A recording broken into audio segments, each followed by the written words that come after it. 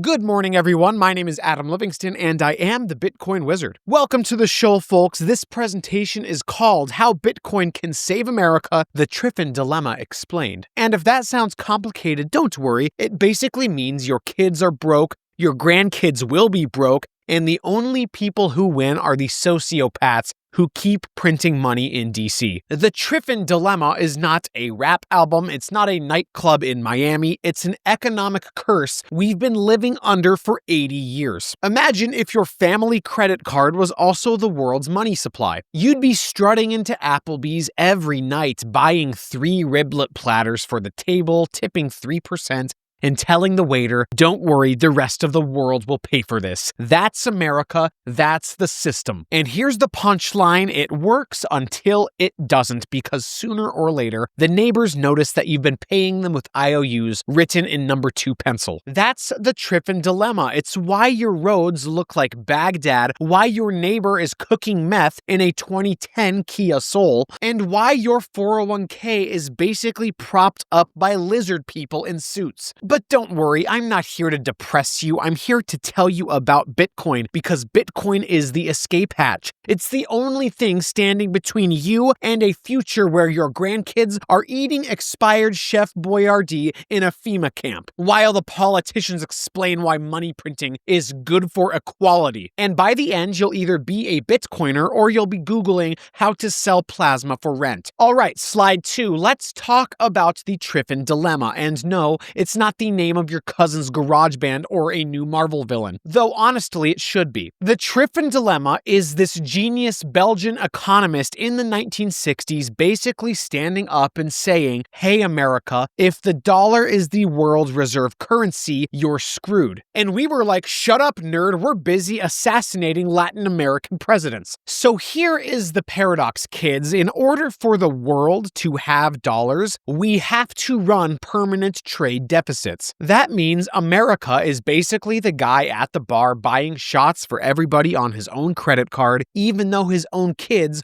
are at home eating canned tuna out of the sink. We look generous to the world, but it's all debt. So the US government floods the world with dollars to keep the global economy juiced, but every dollar we pump out makes our own currency weaker. It's like if your landlord handed out extra copies of your apartment key to everyone in the city. At first, it feels great. The world trusts you. Everyone can come hang out at your place. But eventually, your couch is stained, the fridge is empty, and there's a Bulgarian dude named Sergey sleeping in your bathtub. This is why everything feels broken in today's society. Why your paycheck buys less every year. Why your parents are Uber driving in their 70s. And why we're in this dystopian sitcom where half the country thinks the answer is more socialism, and the other half thinks it's electing a billionaire who sells golden sneakers. It's not left versus right, it's the Triffin Dilemma. It's the mathematical curse of being the world's piggy bank. And the funniest part, literally nobody in DC even talks about this. The average congressman thinks Triffin Dilemma is a new menu item at Chili's. They'll tell you it's all about tax policy or interest rates. Meanwhile, the whole system is a Ponzi scheme duct taped together by military bases and student loan debt. Welcome to America. Okay, so now let's talk about how the dollar became the trap, because this was not an accident, folks. This was the heist of the century pulled off in a 3-piece suit. 1944 Bretton Woods. I want you to picture a smoky New Hampshire hotel room where a bunch of bankers and politicians sat around carving up the global economy like it was a Thanksgiving turkey. They basically said, all right, world, the dollar is tied to gold and everyone else is tied to the dollar. The translation, America just became the bartender, the casino, and the loan shark all at once. Fast forward to 1971, Richard Nixon looks at the books and realizes, uh-oh, we printed more dollars than we have gold. Guess what? We're just gonna tell the world, no more gold, only vibes. And the world said okay, because we had nukes and McDonald's. That's the moment our money stopped being money and became arcade tokens backed by Pentagon aircraft carriers. Now here's the real kicker, kids. Once the dollar wasn't tethered to gold, it meant we could print infinite money to finance whatever circus acts we wanted. Wars in countries that we couldn't pronounce, suburban housing bubbles, handing out stimmy checks so you could buy Pokemon cards and feel like a hamster in debt. But all that money printing comes with a cost. It gutted America from the inside out. We outsourced everything to China because it was cheaper. We let Wall Street financialize your grandma's mortgage into a weapon of mass destruction. And we told the middle class for 50 years, hey, don't worry, Walmart has $5 jeans now. Meanwhile, your factory job is gone, your pension's been eaten alive, and your town looks like the set of a dystopian Netflix show called Meth and Dollar Stores. That is how the dollar became the trap. It's not freedom money, it's a global debt leash that turned America into an empire of strip malls, diabetes, and aircraft carriers that we can't afford. Congratulations, you are paying for it with your future. And if you think voting will fix it, please. The left wants to raise taxes, the right wants to cut taxes, and both sides are just arguing over who gets to DJ on the Titanic while it sinks. All right, let's check the patient's vitals. Spoiler, America's on life support, hooked up to a debt machine, and the nurse is outside vaping instead of paying attention. These are the symptoms of the Triffin Dilemma. Symptom 1, exploding national debt, 37 trillion and counting. That's not even a number anymore, it's just a vibe. It's monopoly money. It's a cosmic joke. You could tax every billionaire 100% and you wouldn't even make a dent. The only thing that's keeping this Ponzi scheme alive is the hope that China doesn't decide to repossess the entire Midwest. Symptom 2 is deindustrialization. We shipped our factories overseas so Karen could buy a $3 toaster at Walmart. Detroit went from building Cadillacs to selling fentanyl in abandoned Arby's parking lots. We don't make anything anymore except TikTok dances and fentanyl death statistics. That is not a superpower, that is a cry for help. Symptom 3 is the hollowed out middle class. Your dad used to support a family of 5 on one job at the plant. Now he's divorced, working Instacart at 62, and getting catfished by a Russian bot named Svetlana. This is progress. This is what empire currency gives you. 3 roommates, $1,200 rent, and the privilege of living next to a Dollar General and a vape shop. Symptom 4 is geopolitical backlash. Other countries are sick of financing our Kardashian empire. BRICS is out here like, yeah, we're good on the dollar, we'll just trade in rice and uranium now. Meanwhile, our leaders still think we're at the center of the universe, like some boomer uncle at Thanksgiving who won't shut up about Woodstock while the house is literally on fire. Here's the truth, America is not a country anymore, it's a giant open-air strip mall with nukes. We've got Chick-fil-A, an interstate highway system where humans are being trafficked, and $37 trillion in debt. That's the whole resume. The Triffin Dilemma didn't just give us deficits, it hollowed us out, rotted us from within, and turned the so-called land of the free into a clearance rack where the only thing on sale is your future. All right, let's talk about salvation, because right now, America is basically a bloated alcoholic dad who passed out on a lazy boy while the house is burning down. And the only thing that drags your father out of the flames is Bitcoin. Why? Because Bitcoin is neutral money. It doesn't care if you're American, Chinese, Brazilian, or a guy in Wisconsin selling feet pics for rent. It's math. It's incorruptible. You can't bribe it. You can't lobby it. You can't send it to Epstein's Island. It doesn't go to war. It doesn't bail out Goldman Sachs. It just exists. Pure, cold, hard and limited. 21 million, that's it. Compare that to the dollar where Jerome Powell prints $1 trillion before breakfast because the bonds market coughed. Our money is controlled by a sleep-deprived Princeton grad with a printer. Bitcoin is controlled by God's calculator. Which one do you trust? The Triffin Dilemma only exists because we force the world to use our debt as their money. But Bitcoin flips the entire script. Bitcoin says, hey world, here's a settlement layer no one can cheat. No more empire deficits, no more currency wars, no more pretending the petrodollar is sustainable while America pays for Saudi princes to buy yachts shaped like other yachts. Bitcoin is the ark and fiat money is the flood. If you're in dollars, you're drowning. If you're in Bitcoin, you're Noah. The US doesn't have to run deficits anymore to prop up the global casino. We can finally say, here's neutral money, here's real settlement,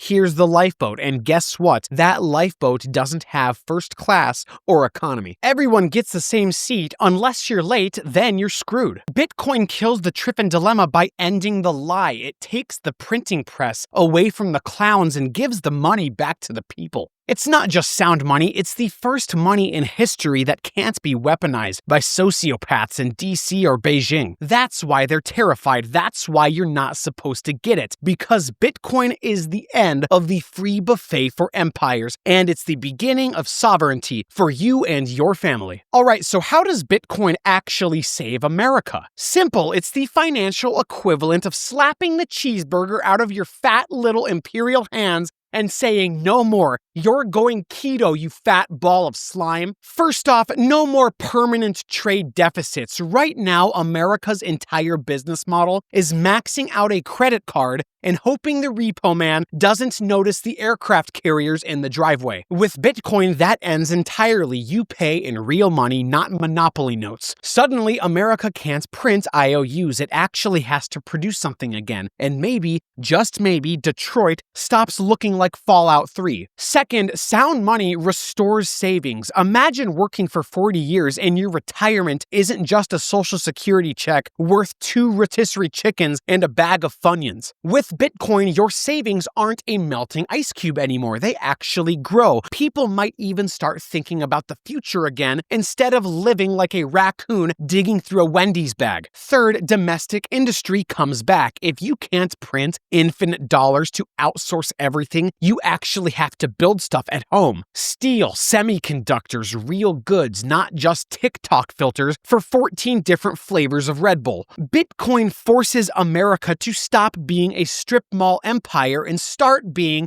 a country again. Fourth is national security, because right now our entire defense rests on the idea that people will accept our debt forever. Spoiler, they won't. When that collapses, so does the empire. But if America gets ahead and stacks Bitcoin, suddenly we're not the deadbeat empire anymore. We're the country with the hardest money on earth. Try sanctioning that. Look, Bitcoin doesn't just save America's wallet, it saves its soul. Because right now, we're spiritually bankrupt. We've got 19-year-olds identifying as possums on TikTok, a government that thinks money grows on spreadsheets and suburbs built entirely around Burger Kings. Bitcoin is discipline, Bitcoin is sovereignty, Bitcoin is the only thing that can drag this disgusting, bloated, debt-addicted empire out of the gutter and make it act like a nation again. Or we can skip it and watch America become the world's largest spirit Halloween store. Your choice. Alright, slide 7. Here is the transition plan. And no, it's not pretty, because moving America from fiat to Bitcoin is like sending a 500-pound diabetic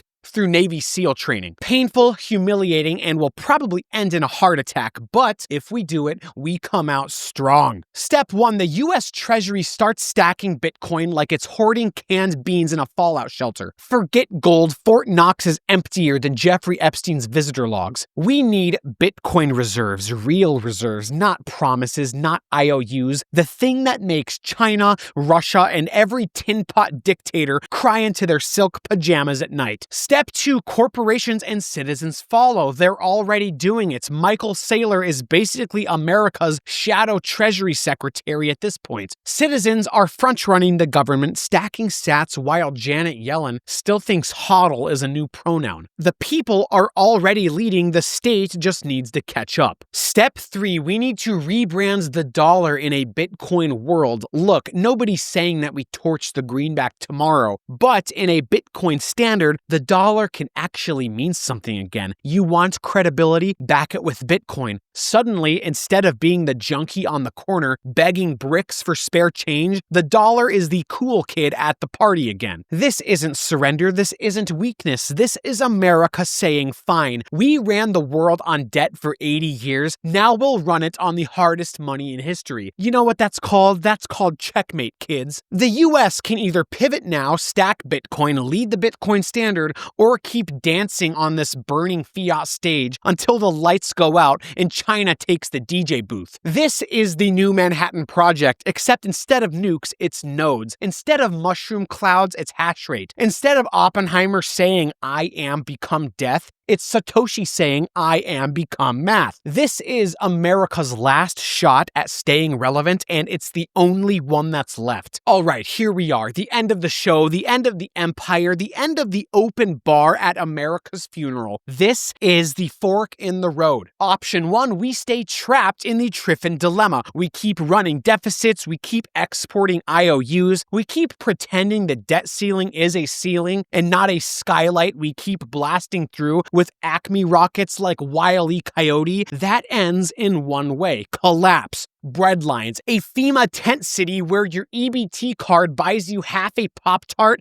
and a free lecture on equity from Kamala Harris. The dollar becomes wallpaper. America becomes Weimar Germany, but with more TikTok filters and fewer functioning railroads. Option 2, we adopt Bitcoin. We take the escape hatch. We stop being the bloated empire hooked on fiat fentanyl and start being the country that chose sovereignty over debt slavery. We put our savings in the one thing no central banker can dilute, no foreign enemy can freeze, no boomer politician can screw up. Bitcoin is America's rehab program, the only one that ends with us alive instead of ODing in the parking lot of a Dollar General. Let me be clear, this isn't some cute libertarian dream. This is survival. Either we pivot to Bitcoin or we get eaten alive by the same system that we built. There is no third option. You can't print your way out of physics. You can't deficit spend your way out of math. The Triffin Dilemma is a curse, and Bitcoin is the cure. So America,